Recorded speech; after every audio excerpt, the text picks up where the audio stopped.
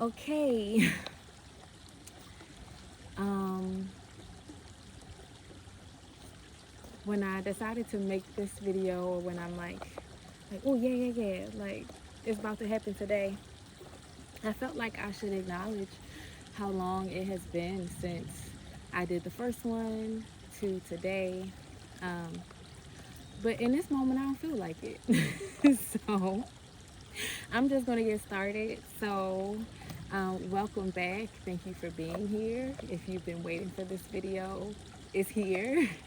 And if you haven't been waiting for it and you haven't seen the first one, go ahead and go to the first one. I will link it in the description as well as add it as one of those little icon thingies on this video. But I'm reading The Untethered Soul by Michael A. Singer. Um, and I am at chapter 2. Chapter 2, Your Inner Roommate. Your inner growth is completely dependent upon the realization that the only way to find peace and contentment is to stop thinking about yourself. You're ready to grow when you finally realize that the I who is always talking inside will never be content. It always has a problem with something. Honestly, when was the last time you really had nothing bothering you? Before you had your current problem, there was a different problem. And if you're wise, you will realize that after this one's gone, there will be another one. The bottom line is, you'll never be free of problems until you are free from the part within that has so many problems. When a problem is disturbing you, don't ask, what should I do about it? Ask, what part of me is being disturbed by this? If you ask, what should I do about it? You've already fallen into believing that there really is a problem outside that must be dealt with. If you want to achieve peace in the face of your problems, you must understand why you perceive a particular situation as a problem. If you're feeling jealousy, instead of trying to see how you can protect yourself, just ask, what part of me is jealous? That will cause you to look inside and see that there's a part of you that's having a problem with jealousy. Once you clearly see the disturbed part, then ask, who is it that sees this? Who notices this inner disturbance? Asking this is the solution to your every problem. The very fact that you can see the disturbance means that you are not it. The process of seeing something requires a subject-object relationship. The subject is called the witness because it is the one who sees what's happening. The object is what you are seeing, in this case, the inner disturbance. This act of maintaining objective awareness of the inner problem is always better than losing yourself in the outer situation. This is the essential difference between a spiritually minded person and a worldly person. Worldly doesn't mean that you have money or stature. Worldly means that you think the solution to your inner problems is in the world outside. You think that if you change things outside, you'll be okay. But nobody has ever truly become okay by changing things outside. There's always the next problem. The only real solution is to take the seat of witness, consciousness, and completely change your frame of reference. To attain true inner freedom, you must be able to objectively watch your problems instead of being lost in them. No solution can possibly exist while you're lost in the energy of a problem. Everyone knows you can't deal well with a situation if you're getting anxious, scared, or angry about it. The first problem you have to deal with is your own reaction. You will not be able to solve anything outside until you own how the situation affects you inside. Problems are generally not what they appear to be. When you get clear enough, you will realize that the real problem is that there is something inside of you that can have a problem with almost anything. The first step is to deal with that part of you. This involves a change from outer solution consciousness to inner solution consciousness. You have to break the habit of thinking that the solution to your problems is to rearrange things outside. The only permanent solution to your problems is to go inside and let go of the part of you that seems to have so many problems with reality. Once you do that, you'll be clear enough to deal with what's left. There really is a way to let go of the part of you that sees everything as a problem. It may seem impossible, but it's not. There is a part of your being that can actually abstract from your own melodrama. You can watch yourself be jealous or angry. You don't have to think about it or analyze it. You can just be aware of it. Who is it that sees all this? Who notices the changes going on inside? When you tell a friend, every time I talk to Tom, it gets me so upset. How do you know it gets you upset? You know that it gets you upset because you're in there and you see what's going on in there. There's a separation between you and the anger or the jealousy. You're the one who's in there noticing these things. Once you take that seat of consciousness, you can get rid of these personal disturbances. You start by watching. Just be aware that you are aware of what is going on in there. It's easy. What you'll notice is that you're watching a human being's personality with all its strengths and weaknesses. It's as though there's somebody in there with you. You might actually say you have a roommate. If you would like to meet your roommate, just try to sit inside yourself for a while in complete solitude and silence. You have the right. It's your inner domain. But instead of finding silence, you're going to listen to incessant chatter. Why am I doing this? I have more important things to do. This is a waste of time. There's nobody in here but me. What's this all about? Right on cue. There's your roommate. You may have a clear intention to be quiet inside, but your roommate won't cooperate. And it's not just when you try to be quiet. It has something to say about everything you look at. I like it. I don't like it. This is good. This is bad. It just talks and talks. You don't generally notice because you don't step back from it. You're so close that you don't realize that you're actually hypnotized into listening to it. Basically, you're not alone in there. There are two distinct aspects of your inner being. The first is you, the awareness, the witness, the center of your willful intentions, and the other is that which you watch. The problem is, the part that you watch never shuts up. If you could get rid of that part, even for a moment, the peace and serenity would be the nicest vacation you've ever had. Imagine what it would be like if you didn't have to bring this thing with you everywhere you go. Real spiritual growth is about getting out of this predicament. But first you have to realize that you've been locked in there with a maniac. Well, I need a pause.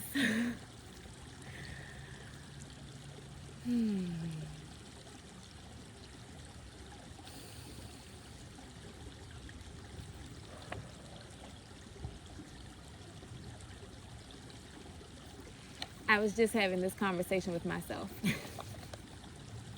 this morning around these exact feelings.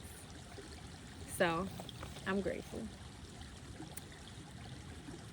In any situation or circumstance, your roommate could suddenly decide, I don't want to be here. I don't want to do this. I don't want to talk to this person. You would immediately feel tense and uncomfortable. Your roommate can ruin anything you're doing without a moment's notice. It could ruin your wedding day or even your wedding night. That part of you can ruin anything and everything, and it generally does.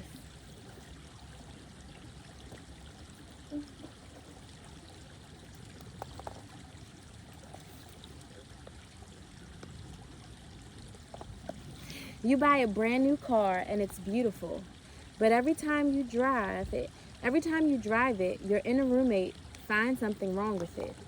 The mental voice keeps pointing out every little squeak, every little vibration, until eventually you don't even like the car anymore.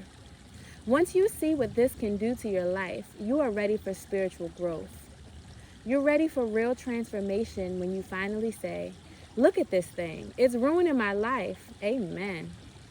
I'm trying to live a peaceful, meaningful existence, but I feel like I'm sitting on top of a volcano.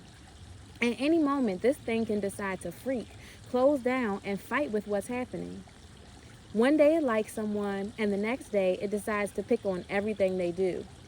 My life is a mess just because this thing that lives in here with me has to make a melodrama out of everything. Once you've seen this and learned to no longer identify with your roommate, you're ready to free yourself. If you haven't reached this awareness yet, just start to watch. Truth. Spend a day watching every single thing your roommate does. Start in the morning and see if you can notice what it's saying in every situation. Every time you meet somebody, every time the phone rings, just try to watch. A good time to watch it talk is while you're taking a shower. Just watch what that voice has to say. You will see that it never lets you just take a peaceful shower. Your shower is for washing the body, not for watching the mind talk nonstop. See if you can stay conscious enough throughout the entire experience to be aware of what's going on. You'll be shocked by what you see. It just jumps from one subject to the next. The incessant chatter seems so neurotic that you won't believe that it's always that way, but it is. You have to watch this if you want to be free of it. You don't have to do anything about it, but you have to get wise to the predicament you're in. You have to realize that somehow you've ended up with a mess for an inner roommate. If you want it to be peaceful in there, you're going to have to fix this situation. The way to catch on to what your inner roommate is really like is to personify it externally. Make believe that your roommate, the psyche, has a body of its own. You do this by taking the entire personality that you hear talking to you inside and imagine it as a person talking to you on the outside. Just imagine that another person is now saying everything your inner voice would say. Now spend a day with that person. You've just sat down to watch your favorite TV show. The problem is you have this person with you. Now you'll get to hear the same incessant monologue that used to be inside, except that it's sitting next to you on the couch talking to itself. Did you turn off the lights downstairs? You better go check. Not now, I'll do it later. I want to finish watching the show. No, do it now. That's why the electric bill is so high. You sit in silent awe watching all of this. Then, a few seconds later, your couchmate is engaged in another dispute. Hey, I want to get something to eat. I'm craving some pizza. No, you can't have pizza now. It's too far to drive. But I'm hungry. When will I get to eat? To your amazement, these neurotic bursts of conflicting dialogue just keep going on and on. And as if that's not enough, instead of simply watching TV, this person starts verbally reacting to whatever comes on the screen. At one point, after a redhead appears on the show, your couchmate starts mumbling about an ex-spouse and a painful divorce. Then the yelling starts, just as though the ex-spouse were in the room with you. Then it stops, just as suddenly as it started. At this point, you find yourself hugging the far corner of the couch in a desperate attempt to get as far away from this disturbed person as you possibly can. Will you dare to do this experiment? Don't try to make the person stop talking. Just try to get to know what you live with inside by externalizing the voice. Give it a body and put it out there in the world just like everybody else. Let it be the person who says on the outside exactly what the voice of your mind says inside. Now make that person your best friend. After all, how many friends do you spend all of your time with and pay absolute attention to every word they say? How would you feel if someone outside really started talking to you the way your inner voice does? How would you relate to a person who opened their mouth to say everything your mental voice says? After a very short period of time, you would tell them to leave and never come back. But when your inner friend continuously speaks up, you don't ever tell it to leave. No matter how much trouble it causes, you listen. There's almost nothing that voice can say that you don't pay full attention to. It pulls you right out of whatever you're doing, no matter how enjoyable, and suddenly you're paying attention to whatever it has to say. Imagine that you're in a serious relationship and are about to get married. You're driving to the wedding and it says, maybe this is not the right person. I'm really getting nervous about this. What should I do? If someone outside of you said that, you'd ignore them. But you feel you owe the voice an answer. You have to convince your nervous mind that this is the right person, or it won't let you walk down the aisle. That's how much respect you have for this neurotic thing inside of you. You know that if you don't listen to it, it will bother you every day of your life. I told you not to get married. I said I wasn't sure. The bottom line is undeniable. If somehow that voice managed to manifest in a body outside of you, and you had to take it with you everywhere you went, you wouldn't last a day. If somebody were to ask you what your new friend is like, you'd say, "This is one seriously disturbed person." Just look up neurosis in the dictionary and you'll get the picture.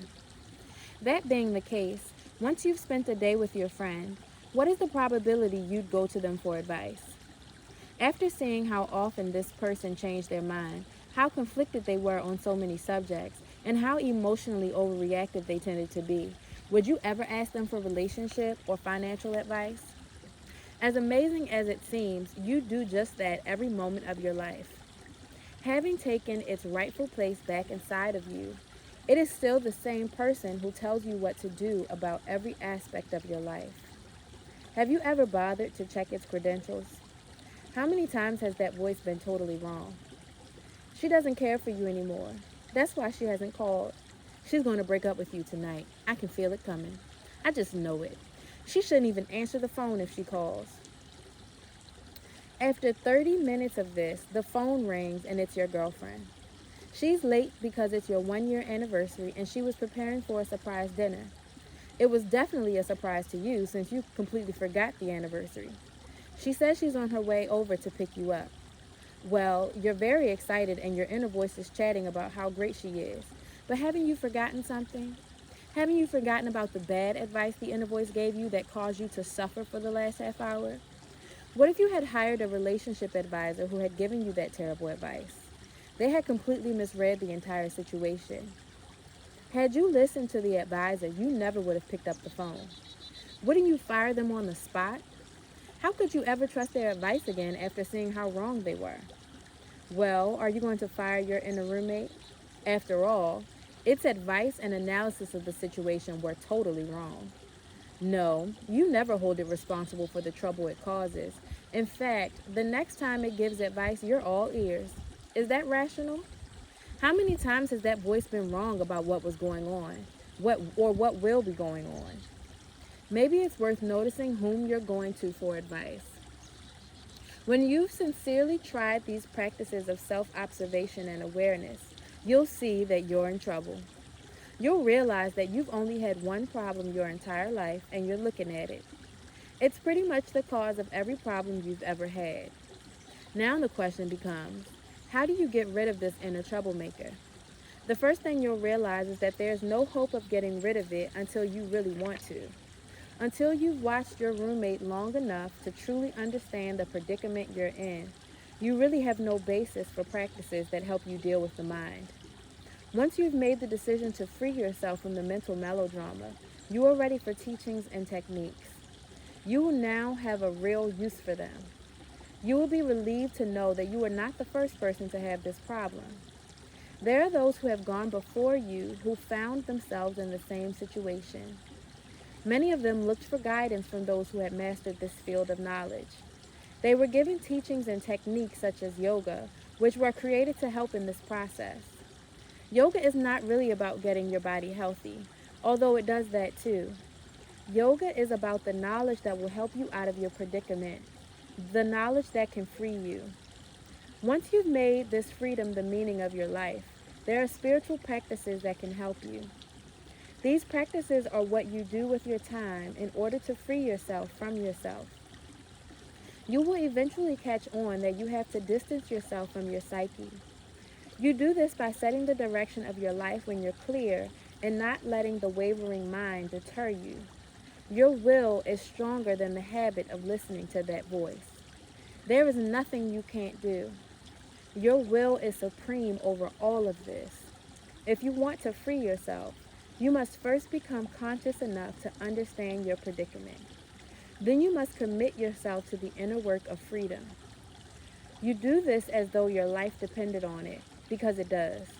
As it is, right now, your life is not your own.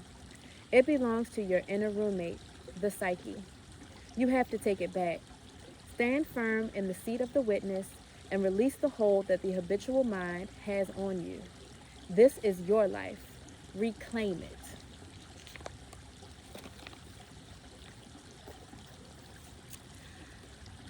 That's the end of chapter 2. And as I suspected, my words have returned to me.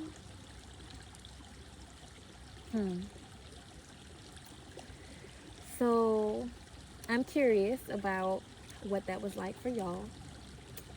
And for me, I first recorded this video back in January recorded the first video in January 2022.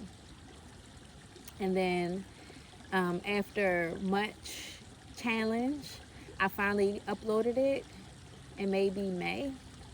Challenges including forgetfulness, but also it would not upload to YouTube for some reason, and so I had to keep trying again and trying again and trying again, and then ultimately I think I had to download it up to my drive and then put it on from my laptop. So we'll see how this goes with this video. But from that time of when I first read the first chapter up until now, but maybe a few months ago, I had really been in an awareness of that inner voice that the first chapter talks about, like just bringing awareness to that inner voice and that inner kind of chatterer, but also my inner observer. And so as I was reading this chapter, inner voice was still chatting, but I noticed myself constantly telling it to be quiet, or the things that it was chatting about was like, oh, I've been doing really well with this in like my everyday life, compared to where I was when I first read this, when I first read the first chapter. And what has been drawing me back to it is because I've been noticing, also in that time, I've had lots of life changes, and just challenges, like there's just been so much happening, and I find myself constantly seeking to find the good, or to be well, to be whole, to not kind of be worldly, and thinking that my problems are external, and really wanting to sit with me. And that's been hard. Like, that's been so hard, as I've had like housing instability and financial instability and all of these things, and really, which has been a great opportunity to strip away more and more, like all of the lenses of that inner voice, whether it have been my professional self, or my romantic self, or my friendly self, or my familial self, like all of these, for me. And maybe I think that was kind of brought on in the chapter when it was saying which part of you was disturbed by the thing. I think that understanding those different identities, has also kind of draws me to what part of me, like that's a way that I answer that question, is like what part of me is disturbed by this. But also, I look at it sometimes as my inner child, or my inner teenager, or, my true self wanting to come through. And I've been in a few different practices in the past year, plus, since sitting with this book. And I've just noticed lately that I feel like I'm ready for the next step, for the next phase, for the next lesson. Because that anguish that was described in the book, that like mental, like how long are you going to go back and forth and talk with yourself in your head, which for me it shows up as overanalyzation. It shows up as ruminating, and these are also ADHD traits, and who knows, like it's so many ways to kind of self-diagnose. But what I appreciate about this book is that I do believe that it's a universal experience to have internal chatter. And no matter how that shows up for you, it's happening. And you get to a point where it's just like, okay, enough is enough. Like I am truly causing myself suffering by constantly chit chatting and, ooh, look at this rock. Like right now I'm looking at these beautiful um, stones and tree trunks or tree stumps that are covered with moss, and the sun is like hitting it in the most perfect way that is really bringing out the like light greenness. um, and every time it comes across my path, I'm like, ooh, pretty, and like that's like a really nice way to constantly be in awareness. um, but I've been feeling a lot of anger. I've been feeling a lot of sadness. Um, and I've been feeling a lot of the feelings that you don't really want to go back and forth about and exacerbate and make bigger, um, by overthinking them versus just observing them and allowing them to be and to pass. So this chapter felt like a primer to me of just like, okay, we finna get into it, but it was like when I watched this back, eventually when I get the courage to watch it back, um, I hope I have the experience of like reading to me. I hope my inner voice allows me to just be read to and to be nourished, and I hope that y'all were read to and nourished, um, because it was speaking to me. So if it was speaking to you, I'd love to hear about your journey. Feel free to put it in the comments. If anything that I shared resonated with you or anything in the book resonated with you, I would love to hear about it. I'm all about the dialogue. I am not a big technology person, so I'm going to see them eventually, and respond. But thank you for watching, and come back for chapter 3.